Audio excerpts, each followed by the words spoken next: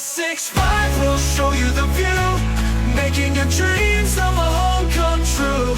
Call us now, don't hesitate. Just dial 876-16867. +65 will show you the view, making the dreams of a home come true. Call us now, don't hesitate. Just dial 876-16867. This episode is brought to you by Team +65. I think in a way we kind of like answer that question by itself, right? Yeah, you answer yourselves, Right. But what would you do? Okay, so like how I usually segment every single part of a funnel, right, is usually in most cases, the top of the funnel are probably the people that do more of the socials, more of the organic side of things. People stumble across, or you can also do. You see some ads that happens, but very minimal for the top of the funnel. Usually, you come across something organic, something. Okay, now I know about you. It's the awareness stage. You come to know that these things exist, and usually people these days are on socials. 90-80%, I would say. I don't have the figures, but probably that would be the case. So like socials like TikTok, like the Reels, the LinkedIns, the Facebook and stuff like that. So unless they are on forums like Quora, Reddit, then probably they are of different demographic. But organic stuff. So they will go through a certain journey in which probably they will go in depth. Probably when they come into the consideration stage. For me personally, I want to look up for things. I go YouTube, or again can be a social as well. So you learn about things. You join Facebook groups. You deep dive into comparisons.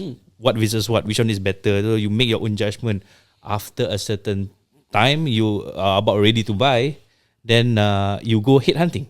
For me, when I look up for software, I go to places like HelpSumo, you get discounts, you get deals. good deals, you get, and then somehow rather when you visit these websites, they have this remarketing pixels that is installed on their website, and they will follow you everywhere in their socials. So this is where Amin will come in. Yeah. So if you ask me, social media is appearing everywhere in the funnel, be it the top, the middle, and the bottom.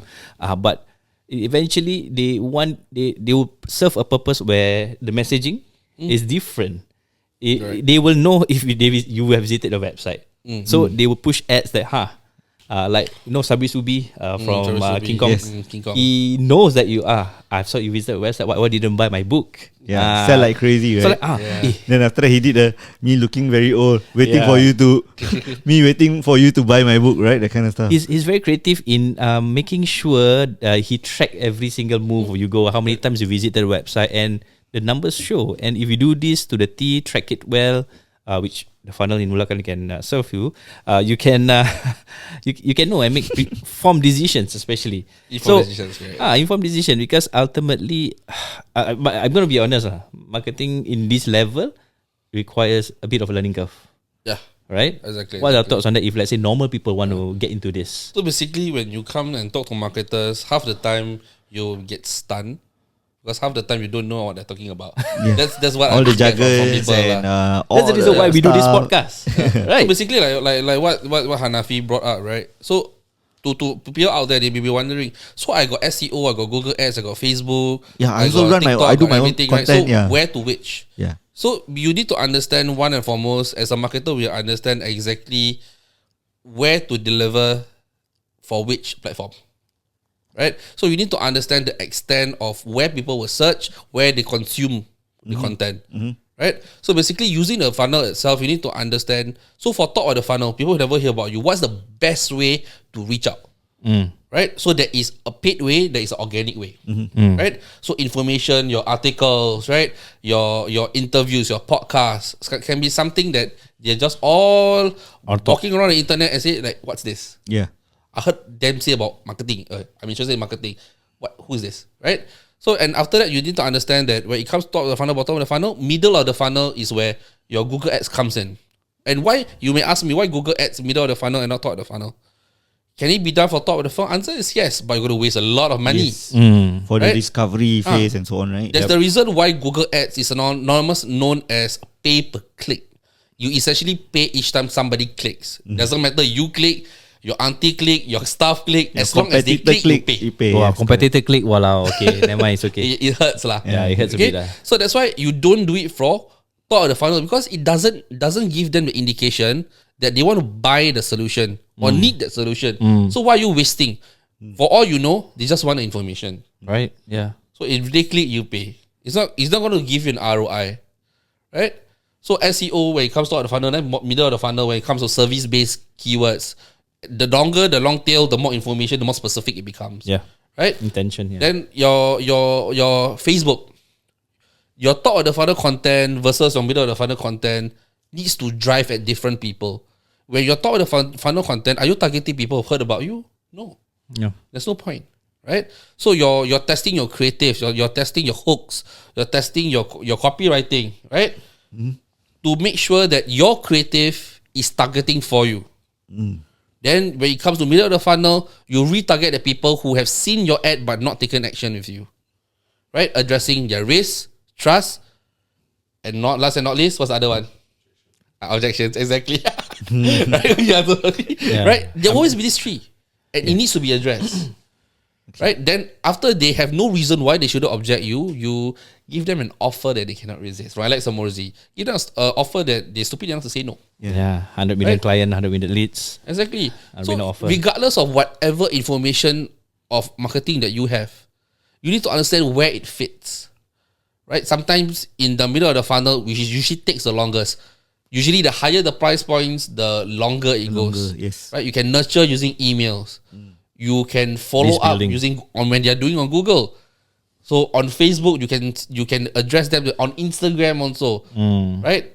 So there's a lot of ways you can do about it. It's understanding for different platforms, what does it serve? Right. How are you going to serve it for you? And also know like where they hang out. If they like I said, that most of them are in socials, right? If you know they are in socials, then make sure you target everything in the socials. Exactly. If you want to go SEO, SEM, then probably know that probably they search for you through, maybe you want to look up for reviews. They want to know about, let's say, Amin services review, or you want to know if you have any drama or any issues about yourself. They want to search about you, right? So ultimately understanding how they search. But internet is quite predictable, I would say. People do this or people do that. What are other ways? Is it other marketing things that? So other marketing that we don't really Channels. touch on basically is your non-online. The offlines lah. Yeah, the offline marketers, your OOH, right? Your PRs, right? It's not saying that you choose which one and hope that it works. It's understanding eventually you will come to a stage, if you read right, you need everything. Okay. Regardless if you are local, international, even if you are product or service based, you are going to tap into all the marketing at one point in time. Why we always know to start this or that first is because you have something called a budget. Right? You don't have infinity to start with. Yeah. I would like to start with infinity, but most of us don't. Yeah. Right? So we go for things that works for us, then we scale. Then we venture into other things to either grow horizontally or grow vertically. Right? You can't do it with no money. Correct. Yeah. So like if you have budget, you can do everything at once. Yes, exactly. It's picking the right people after that. Right. Okay, I got a question for both of you. So I kind of like have the top of the funnel ready and the bottom of the funnel ready. So there are people who are still dancing, thinking whether they should convert or not the middle of the funnel, right? So there's a lot of interest already. The landing page is ready. They just need to click and then purchase and become a customer or client, right? So what can I do in the middle if there's already that amount of interest, but they haven't converted? Could it be like trying to understand what was the issue or what's delaying their process? Is it the price? Is it the time? Okay, so for me, personally lah, if I were to answer that question, how I craft my landing page, it needs to serve all the objections. Okay, that's why there's testimonials. That's why there's what's it called, the part where it try to give you the guarantees, because all these These reversals, yeah. build you trust, build you the confidence to actually I think I'm ready to buy. So if let's say they are hanging around middle or top, just don't know, I think that's where we will need to just check with them if there's any further what's it called? Objections. Because if you have answered everything or probably almost everything, then there's no reason why they don't. If there is, then probably we need to just pop up like a survey, or is there anything that is stopping them from buying? So if they respond, then it's good. If they don't, then we have to do more testing to check what's missing, what's the problem, what's leaking in the funnel. Because ultimately, the process of the landing page from the top to bottom, right? There's the sequence which also needs to test how it flows from the top to bottom. How I've seen a very long ass landing page where it actually It's says long form. it's long form landing page which actually says the same thing again and again and again. Repeated. Because the copy is so good that it keeps reminding you of your problems, of your pain points, and after that it's like you go to the promise statement, and then they will give you a solution, and then why the solution is so good, and then comes with the testimonials, and then come with case studies, come with a lot of examples that share that this is a winning product, you should buy, and then below again repeat whatever that is mentioned above again and again and again, until that throughout that scroll, I think halfway you haven't even scrolled, there's a few this thing called call to action buttons, which leads you to probably the price table, and then which eventually become a customer of yours. So that is in terms of how the landing page works lah. But if let's say they are someone who are still lingering out there, I think outside landing page concept is where if you can probably get their emails or their WhatsApps, that's where you can just reiterate that this I mean this offer will not last long, and we have 3 slots left. That is gonna push. FOMO. We're gonna make sure we scarcity. push some scarcity marketing techniques or tactics to get them to take action. Because I mean, being in the field, I learned that there's many people who don't take action, but we need to force them or do anything to get them to take action. You see, like in some websites, they even have a pop-up say that Mary just bought this from Maryland. Toa Payoh. Yeah. Like those are actually not real. I did it before. I did it before. Those are actually not real. Countdown fake. I mean, I just mentioned about fake countdown timers or discounts. All these things.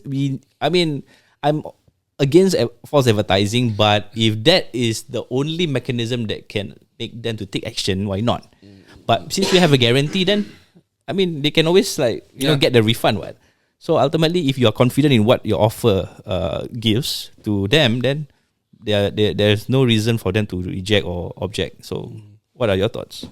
I think to answer Hanafi, right, when people don't buy, it means there are certain objections that is still left out there that is still not met. Either your objections, your race, or whatever, right? There is still some which is not met. And the truth be told, regardless of whatever it is, it does takes one for them to say no. And you need to understand the hierarchy of problems, right? Certain problem may not be as pertinent as this problem. Me, if I don't take this, I'm not going to die. Versus me, if I don't take this, I am going to put my life in jeopardy. See? It's too gravity of a problem. So we need to understand when it comes to objections, right? You need to understand the gravity of your problems. Which one needs to be solved? Right? You cannot just say, I have 20 problems, just leave all 20 problems out there. No. Right? You need to understand at a before and after, is that going to create any more problems? Because sometimes when you try to dig a hole and fix one problem, you create another problem. Sometimes it does. So after I use this face wash, now my face is wet. So if I use the normal towel, it's going to blemish my skin. So I need to use another towel right now. See? It creates an opportunity for what marketers say upsells lah. But at the same time, when they don't buy, there will always be a certain objection that is not met. It can be as simple as, the shipping is too expensive. Right? But how can you know? And any marketer worth their salt, and I believe you guys will agree with me, you need to test it out. Yeah. Test, Right? test, and test. Do your review mining. Look at other competitors, what their review says, what are the good and what are the bad. It's not to get jealous at your competitors. Wow, they got so many, they got 500 reviews. Cannot see. No. Try to understand where they got 500 reviews, what are the language that's being used when they talk about them. Yeah. Find the good, find the bad. Yeah. In a The way, do the keyword researching within the exactly. reviews, right? Exactly. We find it the golden nuggets of review mining. Yeah. Okay. Right? So basically, when you find these nuggets itself, you know the language to use of your market. Second thing is, before we even do all this, please guys, do know whom you're talking to, your avatar itself. Right? If you're trying to market to a younger generation and you are marketing using an older guy, you're not gonna work. Right? Yes. You don't represent them, they're not gonna watch. It can be as simple as that. Your avatar. So sometimes take when things don't work, always look back at what is being said. Are you addressing concerns, objections, risk issues, trust issues? If you believe you have done so, right? Look back at if you are having your message matching with your audience itself, right? Because if you don't target the correct audience itself, it's also not a good tactic. Problem. Yeah. If you try to sell to someone who can't afford, that's also a problem. Yeah. Right? You want to sell a $1,000 thing to a kid who just graduated. You're not gonna sell. Like us, if we see a yacht, are we gonna be able to buy? No, not yet. No, and soon maybe. Soon, right? Or maybe the answer is just I don't want. Maybe you Right? don't want, right? Then that's Exactly. entirely. Yeah. Yeah. So in short, in summary, right, if a person doesn't buy from you, look back at how you can address these concerns in a way that maybe they can understand. Sometimes you have to dumb it down because we marketers tend to talk in a level that we think Jargons. everybody understand what we mean. Yeah. But Yeah. actually they don't. Yeah. Right? Yeah. And sometimes try different ways. Your hooks, your different creative differentiation. Right? Maybe your graphics is before and after. This graphic feature benefit. Right? There's a lot of ways. Right. You have to test it out. There is no clear answer because the only way you're gonna get answer is when you test. Yeah, because I mean, guys, I've worked with Amin, and again, we cannot promise any outcome until we test, because we don't have the result, we don't have the numbers yet to promise the stars and the mountains. So Be careful of those people. yeah, be careful of those who guarantee a certain X amount, or those 10,000 a month kind of like promise, because those are just clickbaity titles, I would say. Okay, so like thank you so much for explaining the concept of funnels. I mean, let's come back to you as a business person. Yeah. You are the founder of CMO Lab, right? Yeah, CMO Media Lab. CMO Media Lab. So how does CMO Media Lab get started? Okay. So basically CMO Media gets started, right, in a period of time where people don't do business, which is right just before circuit breaker. Oh, COVID. Yes. Oh, I've been doing this for some time. Just the how CMO Media Lab started. Me and my business partner, basically, he's actually an accountant, right? Okay. So he's an accountant. Been doing it for a number of years. We realized that we synergize quite well, right? The clients that we serve is the clients that I serve, right? I say, why not partner up, right? So we started CMO Media Lab. And truth be told, after we signed, next week circuit breaker, I was laughing at home, by the way, right? It doesn't make sense to me, but to me, it's like everything happens for a reason, Right. right? So regardless, we still moved on, right? We find of ways on how to get clients and all that, right? How he shared his clientele with me, how we went and proceed to do sales, offers, that kind of thing. Right? So CMO started in BNI. If anybody knows what BNI is, right? My business partner was from BNI, Okay. right? So it's not the easiest thing to get a partner, right? To get anybody to rah-rah, it's easy. But for someone whom you know can cover your blind spots, can cover areas where you know you are not familiar with, it's something that you have to understand yourself. Right.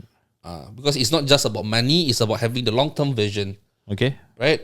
When we start a company, it's not just about earning money. Earning money is a priority in a business, right? But what's next, right? So how are we going to achieve it? How we achieve something matters. There's a right way, there's a wrong way. Okay. There's the white and the gray, right? Black also. Black also, right? So Shortcuts. you need someone that shares similar, values as you, right? So for me, CMO Media Lab came about where two like-minded people know that we can serve our community better with each other's leverages. Right. It's not a self-centered thing. It's we know that we can add value, and if you are thinking about starting a business, your partner should add value to you and your clients, Nice. right? If they don't, you don't need a partner. Right. So how do you measure that value? So for me, value-wise, right, I always like to think that it's vibe, but it's actually not. It has to It's go what? down to vibe, Vibe. like what you find from where you feel, right? But actually, it has to go down to certain tangible points. Roles? Not really roles. In Vienna, we call it your core values, Okay. right? So is he someone who is having the mentality of a giver's gain, right? Because a lot of people, when they do business, they want to receive and they forget about giving. Yeah. You give to 10 people, eventually one of them will come back and give back to you. It's just a matter of when, right? So having the mindset that you need to keep learning, Okay. right? Having the correct principles that when you do something, don't give what they need, give that and more. Make them feel valued, right? So these values, I think for me, is a measure of how you should find a partner and what they should be sharing that same values with you. Okay. Because if not, then I find that they want to make money, but after that, they take a different route that you may not agree with. Then what? Right? So have some tangible points that is a deal breaker or something, and it's okay. Because the thing is, partnerships can be very, very fulfilling, but it can be very emotionally draining as well if you pick the wrong one. Really? Do you have Right. example of challenges in Okay. partnerships? Partnership, I mean, the ones that we face as a group, right? So people who at certain parts after they've grown, they tend to forget the roots and they start to move forward on their own as a sideline just to earn more. Moonlighting? Moonlighting, yeah. Your stuff? Not my stuff. Right? I shan't say names or say the partner whatsoever, right? But whoever knows. Someone right? else lah. Someone else. Right? So it's not fair to partners also, right? For Okay. you to compete. Because it's self-conflicting. Yeah. It's not fair. Not fair. Yeah. We grow from where we started last time, and now since you are better off, you have options now. Yeah. You choose to play things out. You choose to Yeah. play people out. yeah. And that's not what we are. Not nice, ah. Not nice. Yeah. And it's draining. It's draining. It's not. That doesn't just affect the partners, the company. It affects staff. Right. So even I had staff issues before. Right. Manpower. I mean, The HR not manpower. side of I mean, things, like staff acting a certain way. Oh, okay. Right. That kind of thing. So it affects other staff as well. The culture. The culture, right? What's being said is like all the hearsay, right? All the nonsense that you need to address. I still remember Example? 2 weeks before I got married in Malaysia, right? Because I had to fly there, and they allowed me to exit Malaysia until I got married. Oh, really? Yeah. Weird. In Malaysia, I don't know why. Right? So Okay. basically, I had received a call from my partner. Okay. He sound panicked already. He say like, "Hey, there's a lot of rumors going on already. We need to start addressing it." Right? Essentially, we had an ex-staff that essentially left the company, and he or she actually made a statement and tell everyone that we used her, right? We exploited her, right? That we fired her. A lot of untruth in whatever she said, Wow. right? To the point where we started to get Lawyers. not lawyers, staff who are scared of the positions. I even had to talk to a staff of mine, say that, yeah, actually I was scared. Yeah, when I talked to them personally, right, I said, you hear rumors? I said, you just tell me your concerns. They just scared they will just get fired. Truth be told, me and my business partner, we have never fired that person. That person who left, she says she wants to resign. And yet she turned around and say, we fired her. There's a black and white, right? Yes, the black and white. Right? So we even had to tell the whole entire Internet. no internet lah, the staff over the things that we wish we could keep it hidden. Okay. I thought it's like a public hoo-ha. Internet lah. Okay, I know that big internet yeah, lah. so Yeah, public yeah. issues, maybe I was like comparing with those like sagas. Wow. Okay, MNC, no. bro. So this is MNC. within the company Within the lah. company. Within the company. Yeah. Okay. Yeah. So to the point where I choose to keep certain incidents that happen as secrets and not cause her to have or him to have shame, but it forces us out to tell the whole entire issue because it will look bad on us. Yeah. Right? Yeah. So at the end of the day, it spilled not over to my company, it spilled over to my partner's company, right? Staff were having issues. You can feel the vibe was so off. Really? Yeah, That bad, huh? it was that bad, right? All the clarifications that we need to do, that we need to tell them. Town hall meeting, Town hall meeting, urgent meeting. Yeah. I had to just say to the staff what truly transpired, what truly happened, right? At the end of the day, you see, it's not a incident that you want to go through again. It's very draining, Yeah. mentally, emotionally. Right. I still remember my partner. Why can't just we grow in peace and not in pieces? Right. Right? But it's a learning thing lah. Every hardships grow us in areas that we need to grow that we never know. Right. Right? So take everything to its stride and just learn how to adapt and grow. Okay. Cool. So, like, for these challenges, right? I believe it allows you to experience something bigger than what you have not experienced before. Yes. It's not marketing anymore. It's not marketing. It's not business per se, but it's more into like how you manage or How you manage people. Your relationship management. Because a lot of people tend to forget, right? You're still managing human beings who have their own mind, who have their own mindset, who have their own wants and want their own needs. right. Right? So if you don't keep a fair light, if you be too micromanaging, they don't like. Especially in the current millennials. Or sorry, not millennials, the strawberry or The Gen Zs. Gen Zs. Gen Zs. Or Gen Alphas coming up after that. I can't understand what they say. Right? So you need to communicate with them in a different way. You need to learn that, during maybe in our time, being straightforward works. Right? Try to do that to the young ones. Yeah. I quit. And after that, it becomes an issue for you because you have manpower issues now. Yeah. Okay. I mean, I'm really thankful for all the things that you've shared. And since you are talking about relationships, right? And then we talk about all the different generations, generational language, right? So let me try this. So if you guys vibe with the vibe that Amin is vibing, right? How can they find you? Yeah. How do they connect to you? So basically, Because you guys can tell that he's legit. He ain't from Ohio, guys. Yeah. So if the vibe is vibing, where can they find you? I have no idea what language this is. So I'm not from this generation. So basically, if you are trying to find me, you can just type in CFO Media Lab or you can type cfoacc.com.sg, right? So CFO is basically CFO group, basically, right? So it encompasses me and my other business partner. Okay. So we cover from marketing all the way to accounting, all the way to M&A. Right? So you can type my name, Amin Yusoff. You can find my LinkedIn, right? But the easiest way to find me is just go to CFO and say in the WhatsApp, I need Amin. And you find me. How do you spell your name? AMIN. Okay. The Yusoff is double F? Double F. Okay. All right, cool. Okay, so before we wrap up this episode, I think we want to extract one more final nugget from you. Okay. Just one out of the many that you have shared so far. Thank you so Spicy much. If you were to He the turn back best, time and look back to probably your early days, what is one nugget that you can share with our audience? If they were to probably start a business, be anything. Okay.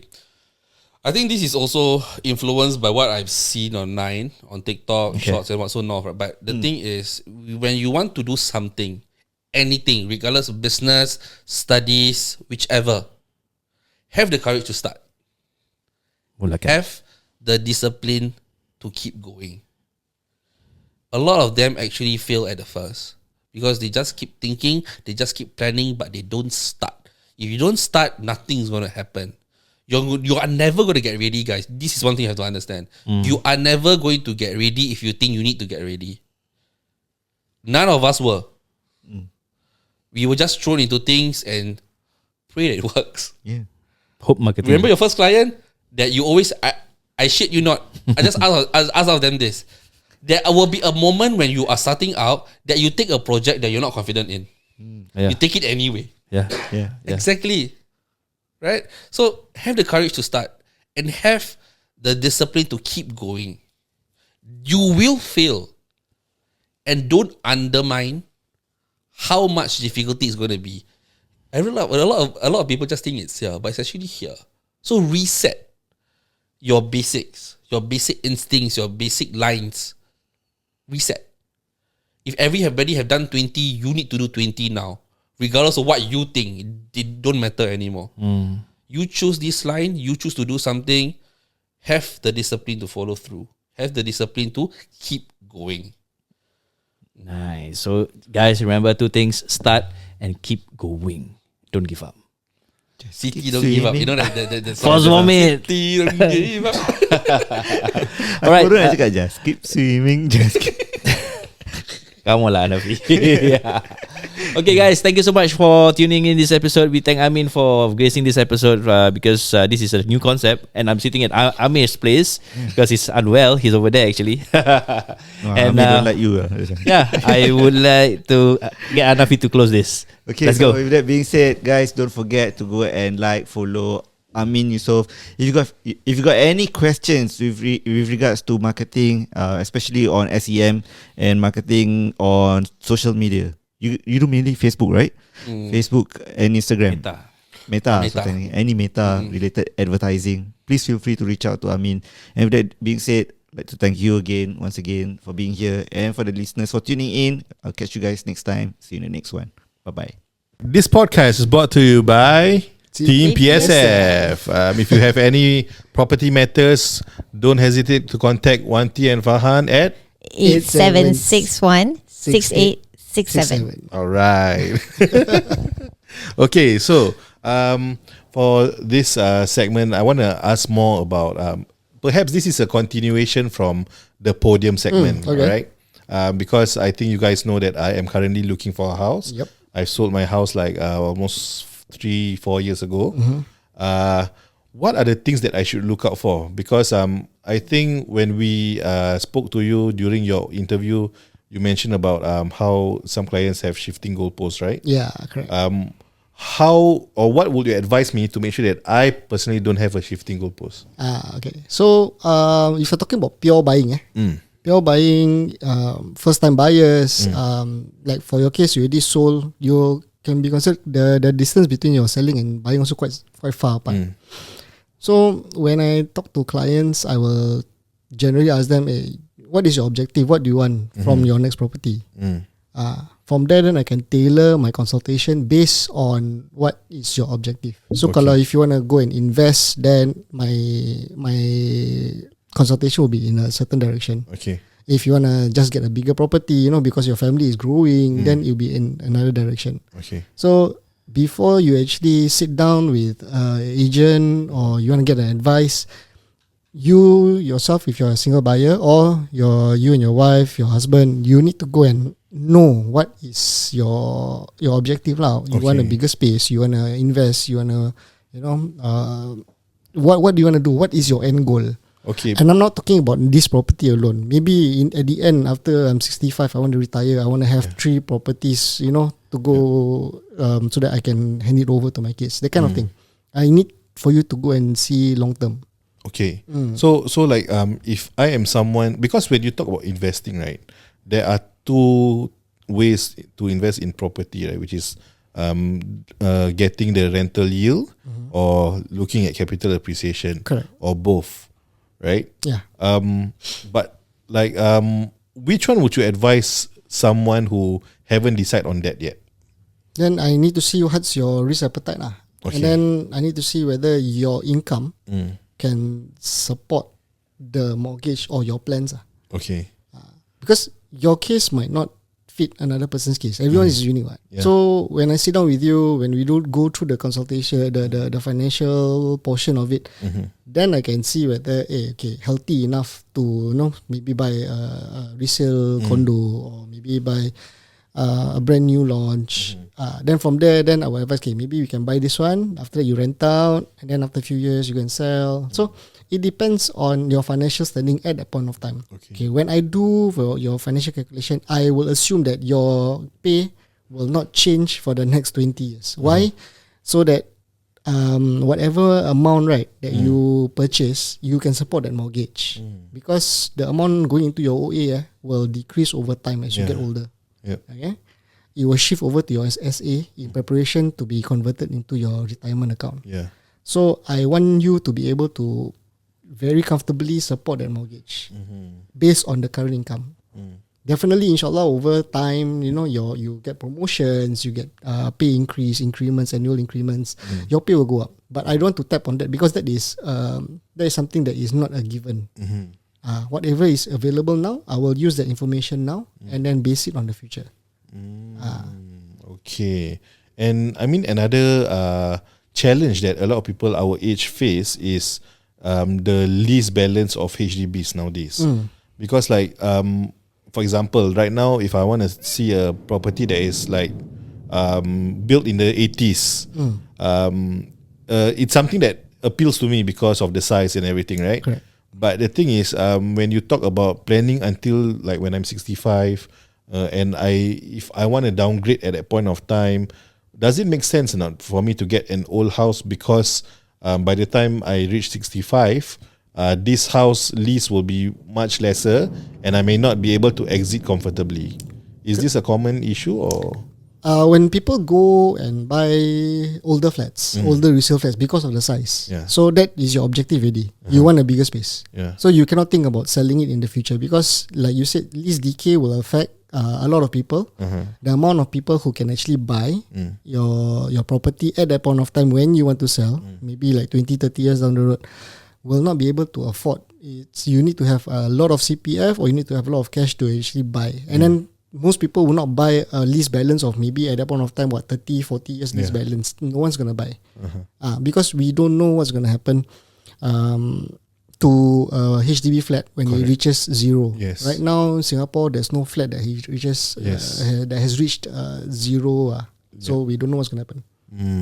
And we cannot promise anything. So if your objective is to get a bigger space, then you can, I will safely say, this one is your forever home. We will try to tailor your mortgage or the purchase of the house so that you can finish off payment as fast as possible. Okay, so that we don't incur, you don't need to come out cash in terms of when you hit your withdrawal limit. That one is a totally whole other topic lah. So usually consultations can take maybe 2-3 hours. Okay. Because we have to go through all these things so that people understand all the implications of buying a property. I see. Okay. So, how are you going to help me see what is my true objective? Because like, okay, like for me, I'm thinking like, okay, I want this, but at the same time, I heard of this opportunity, but at the same time, I think this is good. So I have one objective, but then it looks like there can be many. We will pick your most comfortable one. At least if you cannot see yourself in a 10, 15, 20 years down, at least in the next 5 years. Okay. Yeah. So we work towards that. We shorten the goal. So it's not too lengthy also lah. I see. Don't see too far. Correct. Yeah. So at least what you want right now, we work on the now. Yeah. And then we'll see again. We review and consult again 3 years down the road, 4 years down the road, and see where is your next direction. Yeah. I see. Your goals might change lah. But at the same time, I mean, this is for my case. Like I'm looking at a house that will have this lease decay issue. But then 5 years down the road, it may not be a good exit. Yeah. Correct. It might not be a good example, but when we spoke to you, when I asked you what's the most important one among all this, you mentioned that if anything were to happen, that you want your kids to have a place to call their own, which is handed down to them by yourself and your wife. So that is actually your main objective already. So I already pointed to you that, okay, this one, you want a space. I asked you, you want 3-room flat, you okay or not? You say no lah, 3-room flat, my kids might not have enough space. So you already know. It's just that I will still want to invest. I still want to earn money from it. But your main objective, you already know. I want my kids to be comfortable if anything happens. So that will be the main goal lah. Get something that you are comfortable with. Okay. If you are able to so-called earn rental from it or have future capital appreciation, it's okay. It's a bonus. Better lah, it's a bonus, bonus. It's a bonus. But your main goal is still so that they have a space. Okay. So we try to kill two birds with one stone, and then because you're still alive and well and healthy now, so we try to, make money out of it first lah. Yeah. Yeah, So if- because at the same time your children can still inherit it later. Yeah. So and also I also mentioned to you that if let's say rental is not good, that if possible we try to get you a space where you can clear off the loan as much as possible. Then you can look at other forms of building up your financial portfolio lah. In terms of investing in stocks, bonds, whatsoever. Yeah. That Or will be REITs. something. That will be something else that you can look at. Or not only properties in Singapore. Property also got other investment methods lah. Yeah. Call it REITs lah. Okay. Investment trust. Okay. Invest in investment. That's interesting. I mean, at least it gives me some insights on how I should really solidify my what's it called, my end goal. Yeah, but if you have the financial capacity now, I think maybe you should move towards the investment Investment portion. because young and capable to work. Correct. Not wait till you're like 50, then want to invest and pay mortgage. By the time we want to work extra, so tired. Yeah, that's true. Okay. Ken, I mean, thank you very much, Wanti and Farhan, for Thank you. giving me the insight, and definitely I will share with you when I can set up a date for our viewings lah. Because I can't wait for viewings with Wanti sharing like how much is the estimated ID cost, Renovation. renovation cost. That will be interesting. Okay, so thank you, Farhan Wanti. So how do we contact you guys? You can give us a call at 87616867. All right, or you can also search for them in their Instagram at Team PSF. Team +65. Sorry. Team +65. Yeah. All right. So if anything, we will also put all the links down below. All right.